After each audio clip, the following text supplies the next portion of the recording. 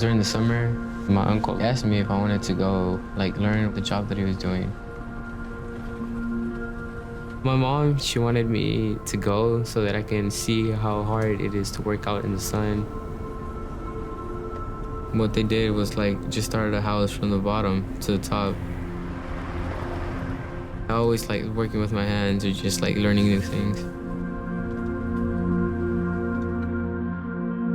Then that day that we were heading back, I was on my phone and Hector, he starts saying that, no, there's the cops are coming. So my uncle pulls over, and all he tells us is just relax, nothing's wrong. The cop came, started asking for our papers, we had any identification, everything. What do you have, a passport? Yes. Where are you from? From Mexico?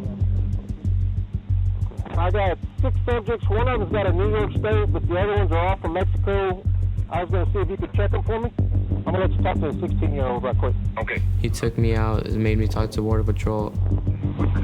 Martin.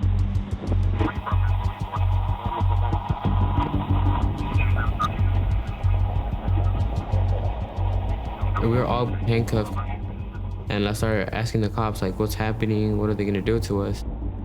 He just told us that, yeah, we weren't supposed to be here, and because we were illegal, Border Patrol was going to come get us. As soon as I was in the back of the car, I just felt like everything was over.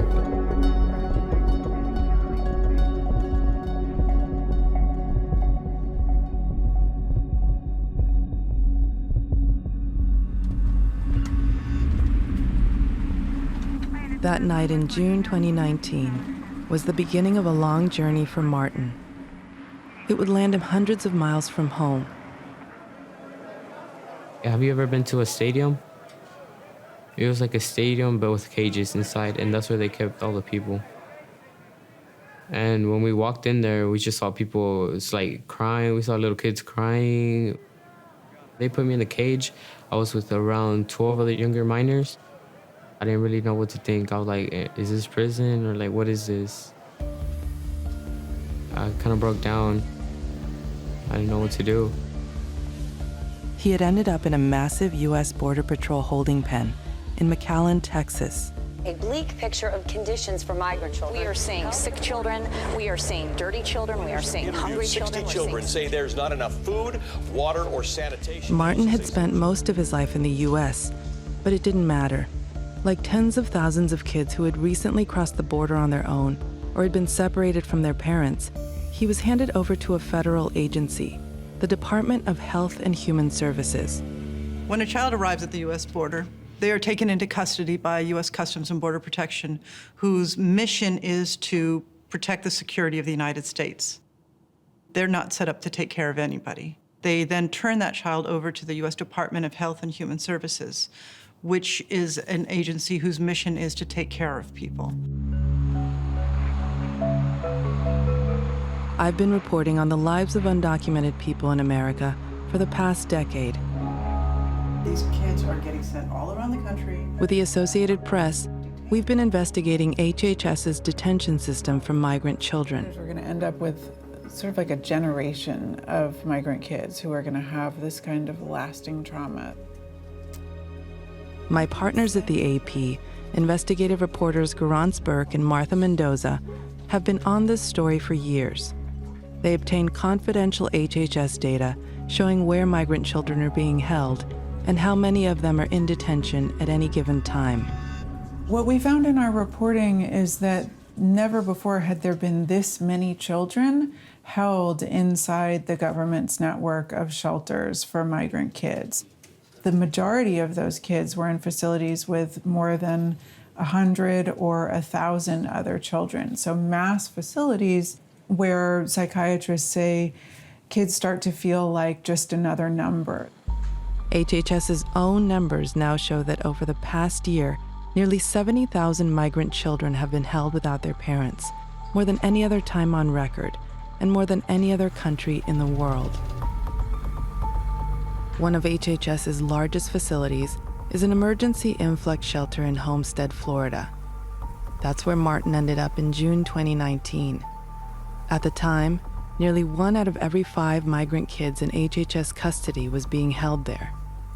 When we arrived there, you could just see there was a couple of guards, armed guards, by the entrance. Once we went inside, we saw kids playing outside. There was kids playing soccer. In my head, what I was thinking was like, this is a way better place than where I was in immigration. But this place is not really home, so I didn't really feel safe at the same time. There were more than 2,000 teenagers being held at Homestead. With very high numbers of children coming across the border at times, HHS has to be able to meet its responsibility, both legally and morally, to have a place for these children to go. And I would say that, even one of our influx shelters is better than a CBP processing center. Jonathan Hayes is the director of the Office of Refugee Resettlement, which is legally required to care for migrant children within HHS. He sat down with the AP's Garance Burke. So why would your agency hold so many children together, both in influx shelters and just very large shelters? There were some periods where we were receiving 400 to 500 kids every day. You may look at a shelter with 500 kids and realize I could fill up one of those in one day potentially. HHS would not allow us to bring cameras inside Homestead, despite repeated requests. But over the past year, we've spoken to numerous kids who've been detained, including this girl, who says she spent a month and a half inside Homestead waiting to be reunited with her father. She asked us to disguise her voice out of concerns for her immigration status.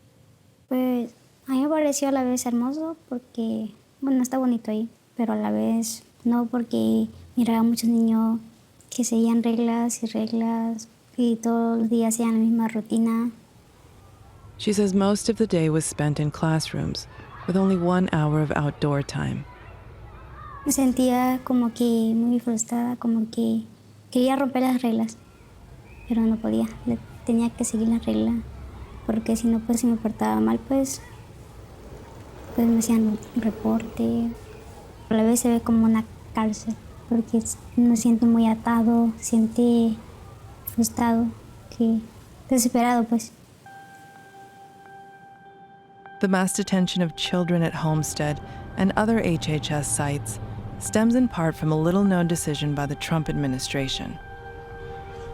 In 2018, HHS started doing extensive background checks on the children's sponsors, mostly relatives trying to claim them from detention.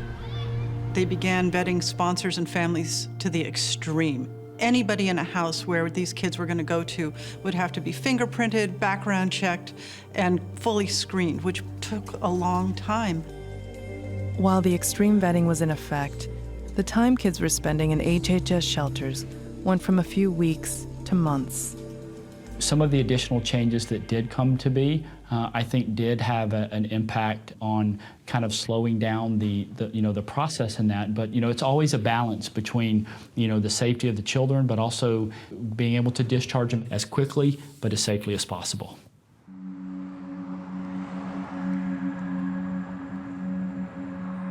In Florida this past summer, we met a woman who'd been trying to get her nephew out of Homestead.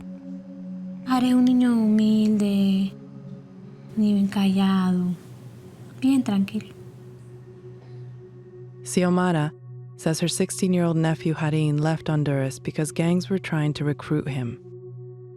Yo lo único que he escuchado en las noticias que los niños no pueden estar más de un mes en un albergue, pero este niño todavía no lo ha entregado. Y eso es lo preocupante. Though she herself is undocumented, Xiomara says she gave HHS everything they asked for. But Harin had been in detention for almost 4 months. Me pidieron esta. Yo mandé mi permiso de trabajo, yo mandé mi social, yo mandé todos los papeles. Y para que ellos miraran que yo no estaba haciendo cosas ilegales. Pero cuando yo me pongo a hablar con él, me decía, fíjese que dice que usted no es mi tía. El trabajador social de él le dijo que ella no es tu tía y te quiere robar. Y él se puso a llorar. Y él se siente muy, ¿cómo dicen la palabra? traumado. ¿Por qué tú crees que es un trauma? Porque no es fácil estar encerrado en una pared. Se siente desesperado. Along with the extreme vetting, we found there was another factor pushing up the number of kids in detention. HHS was sharing information with ICE about sponsors coming to claim their children. What it was meant to do was to cast a larger net after those that could be particularly targeted for apprehensions. Andrew Lorenzen-Straight was a deputy assistant director of ICE at the time. In May 2018, he helped write the agreement between the two agencies.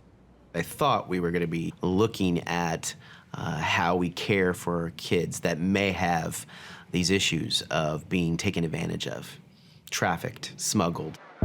Instead, ICE used the information to apprehend sponsors. In the months following the agreement, the agency says around 330 people were arrested. There is a total chilling effect of coming forward because they believe they're going to be picked up by ICE. The outcomes of that partnership were devastating to the migrant community. On some of the government paperwork I've seen, there are fewer sponsors coming forward now, and that's led to more children being in custody. I have absolutely heard some anecdotal conversations and comments, that there was some examples of sponsors that were concerned. However, I really reject, the very premise that there's this very widespread pattern. ICE says it's not arresting people in this way anymore, but the fear remains. At her home in Texas, Martin's mother was worried about being arrested as she searched for her son. Lo único que querían era que yo les diera información. Todo el tiempo que me hablaban era la dirección de la casa y la dirección de la casa. Y todo el tiempo era lo mismo, pero no me decían dónde lo tenían. Se ha escuchado mucho en las noticias que pues se están llevando a las personas que no son legales, entonces lógico que cuando estamos en esta situación a uno le da como temor. Entonces a mí se me venía a la mente, cuando me entreguen al niño donde quieren que vaya a recogerlo, me van a detener a mí también. Y yo decía, pues tengo que hacerlo. Y si no lo hago, no me van a decir nada de mi hijo y yo lo que quiero es saber dónde está. Este es Martín, sus 3 años. Aquí estaba chiquitita. Martin was born in Mexico and brought to the U.S. when he was 9 months old. Él es buena persona, es una persona muy distinta a todos. Recuerdo que yo nunca me he preocupado por, como mamá, como de que él tenga que hacer tarea. But even undocumented kids like him, who've been here most of their lives, have been detained. Después de que me entero que está en hostel, y yo le digo, pues yo quiero hablar con él. Yo quiero saber que está bien. As more children were being held, and for longer times, we began hearing from human rights advocates and mental health experts who'd been inside Homestead.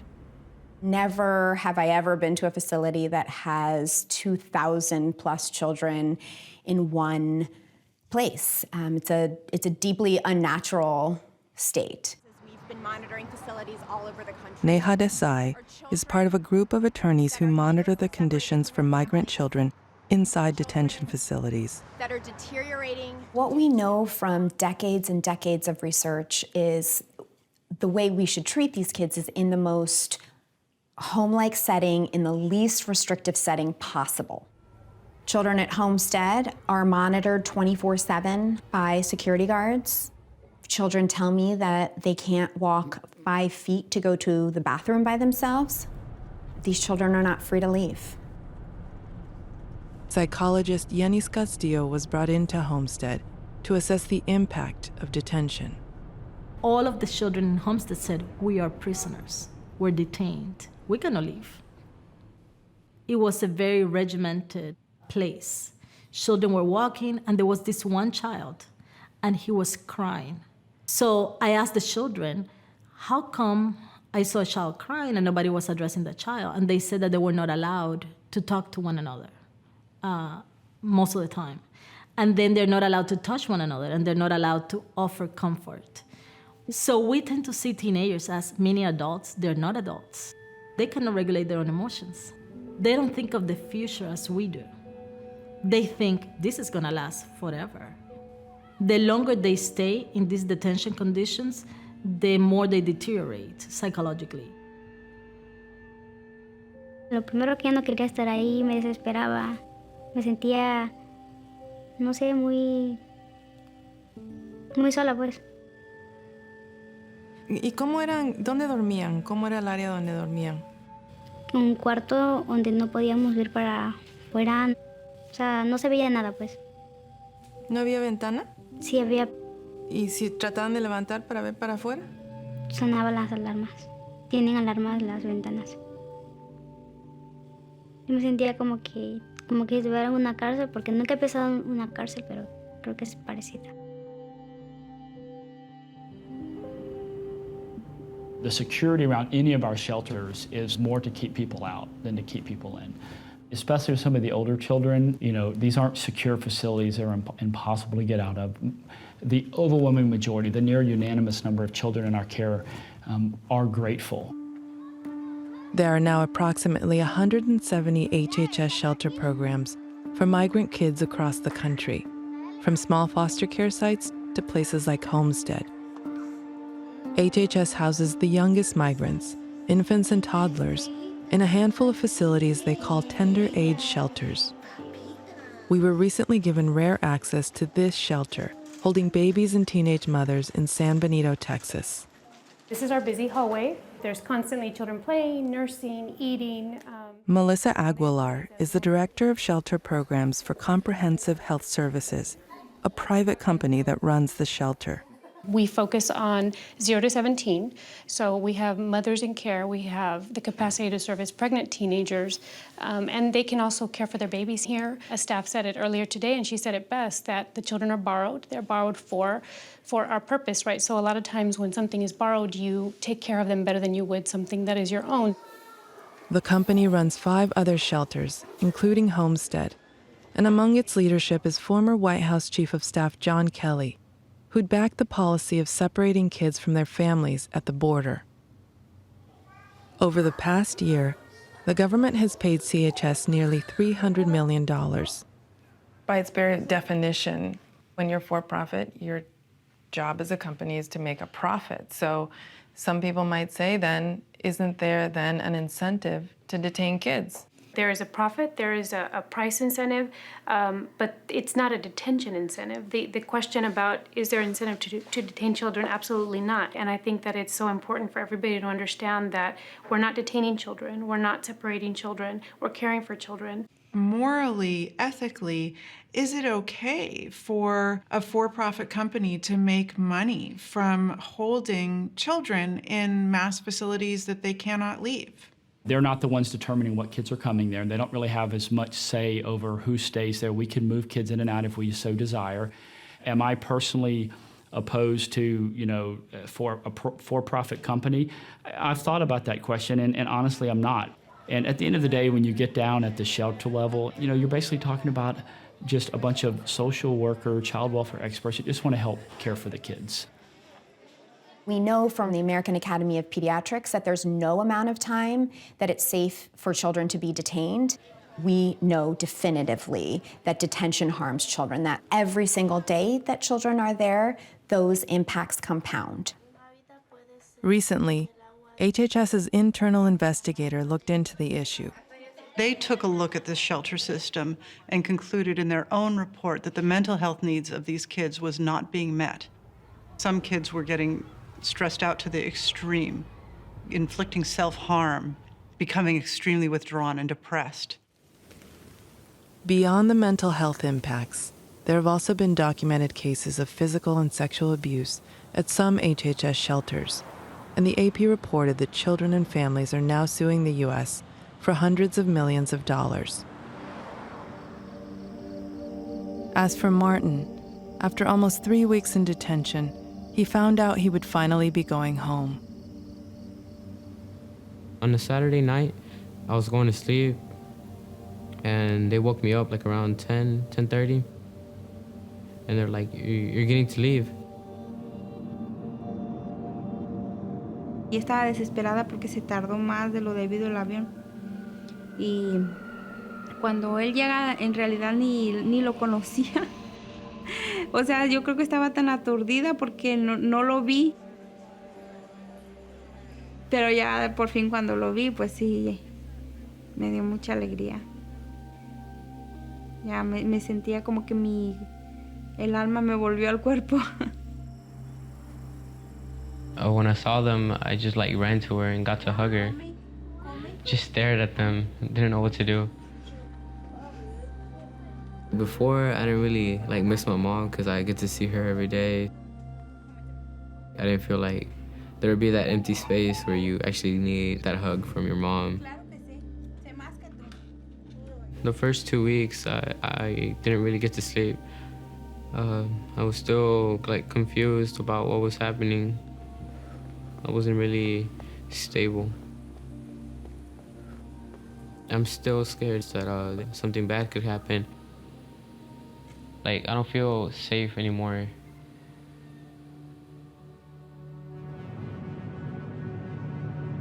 Que vamos a trabajar y lo logramos, ¿verdad, mi amor? After nearly 4 months, Xiomara was finally recognized as Harin's aunt by HHS. Cuando me dijeron que ya me iba a reunificar con mi familia, una sorpresa. Cuando ya dijeron, alista tus maletas, todo eso, entonces yo me alegré bastante y ya me voy. El día que me dieron a Harry, yo me sentí la mujer más alegre del mundo porque ya me lo iban entregado con tanto tiempo. Andaron recogiendo un bicho. ¿Recogiendo el bicho? Sí. Oílo. Platicábamos y llamamos a toda la familia. Pues en camino, mire. Ay, qué bueno. Hola, me alegro. No Hola. ¿Cómo está? Señor, nosotros le oramos.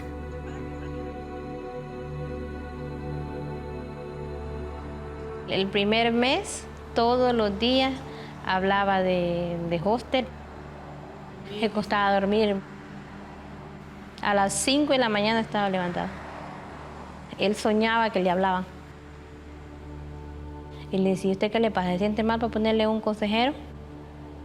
No, tía, me decía, no se preocupe, que yo lo voy a superar.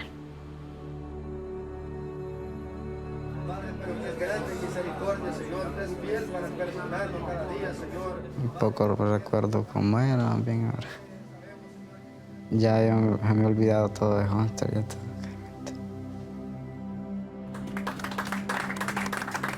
Your conscious mind might not remember, but your body remembers. Your brain remembers. And maybe that child at that moment says, I'm okay. But later on, he might be in a situation that is scary, and then he might freeze, and he doesn't know why.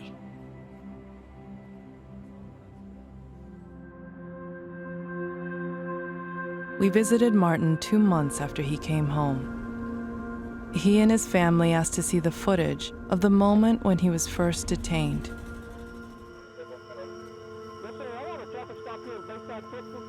I got 6 subjects. One of them's got a New York State, but the other one... Were you surprised when they got the Border Patrol on the phone? Yeah, just didn't know like what to say or how to react. Is this okay? Do you want to turn it off? Yeah, it's okay. Okay. It's just kind of something I wish it never happened.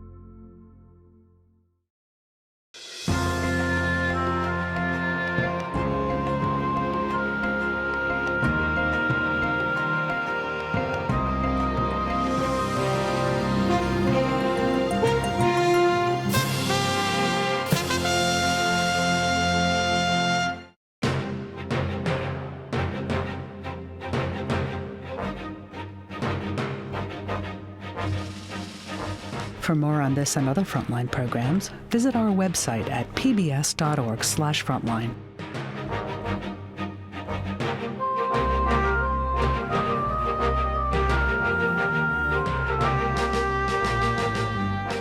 Frontline's Kids Caught in the Crackdown and Iraq's Secret Sex Trade are available on Amazon Prime Video.